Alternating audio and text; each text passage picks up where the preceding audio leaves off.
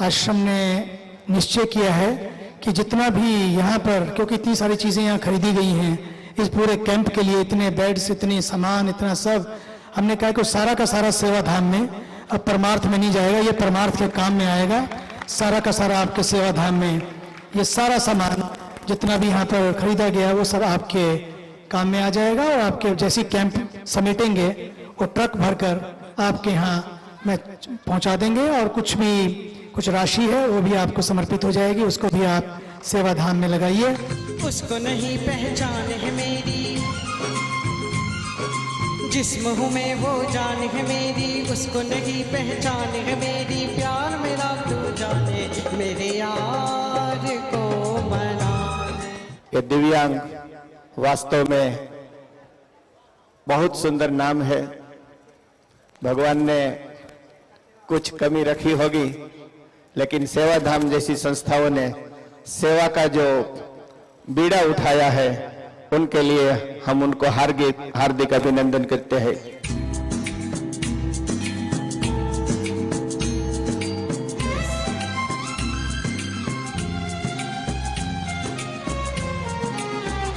कुछ समय के लिए हम तय करें कि हमारा कोई कर्म कांड स्वर्ग जाने के लिए नहीं होगा, अपितु सारे कर्म धरती को स्वर्ग बनाने के लिए, ये बात निश्चित करें।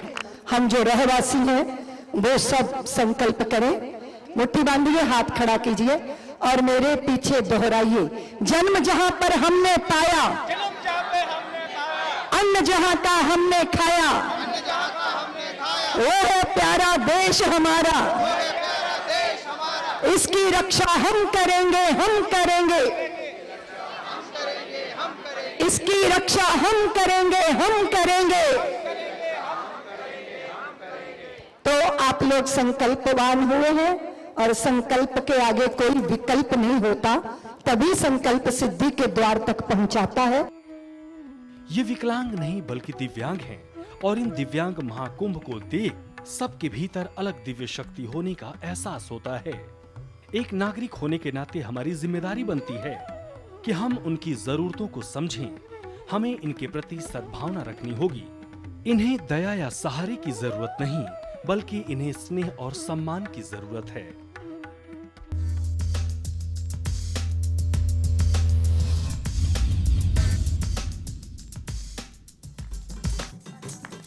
अरे बेटा, क्यों उदास बैठे हो? आओ चलो तुम्हें मिठाई खिलाता हूँ। मुझे नहीं खाना।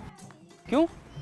क्या हो गया? देखो अब तो तुम्हारा भाई भी आया तुम्हारे साथ खेलने के लिए। थोड़े दिनों में ये भी तो भगवान को प्यारा आ जाएगा मेरे चिंटू जैसा। नहीं बेटा, हमने अपनी गलतियों से सबक लेकर स्वच्छता का पूरा ध्यान रखा है, और साथ ही जिंदगी में एक सबसे बड़ा काम किया है। क्या पापा?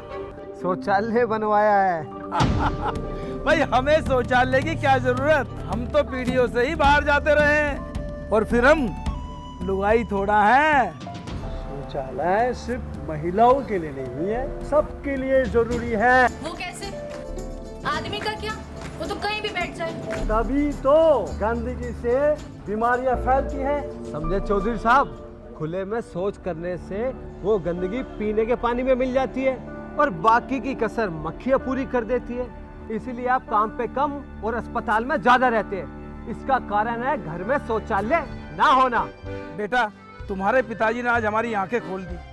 अब हम घर में ही शौचालय बनवाएंगे। पापा, आज के बाद किसी का चिंटू नहीं मरेगा। यही लक्ष्य, यही हमारा नारा, स्वच्छता बनाएंगे, ये देश हमारा।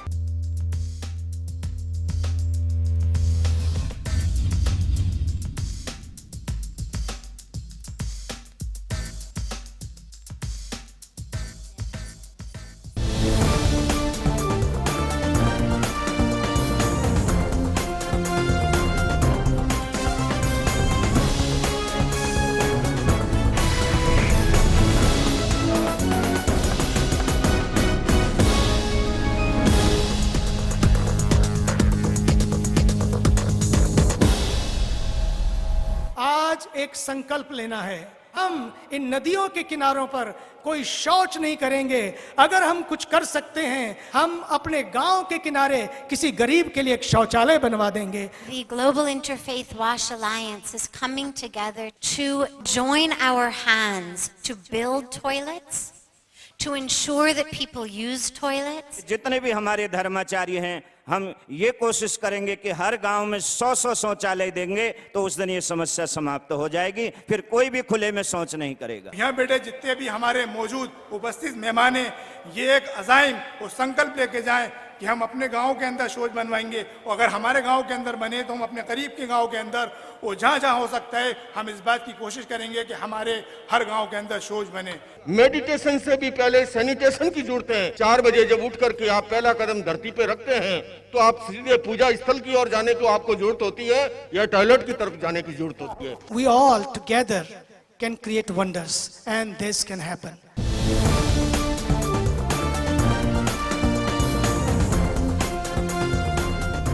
स्वच्छता सम्मेलन। स्वच्छ बनाओ देश को। हमें पाक रहना है, साफ रहना है। Clean India to green India. बिना स्वच्छ हुए स्वस्थ नहीं हो सकते। स्वच्छता बहुत जरूरी है। देश की आवश्यकता है, वो है स्वच्छता। स्वच्छता में और निर्मलता में ईश्वर का वास होता है। मेरा देश मेरा तीर्थ। वाहिगुरु जी का खालसा, वाहिगुरु जी की फतेह। भारत माता की।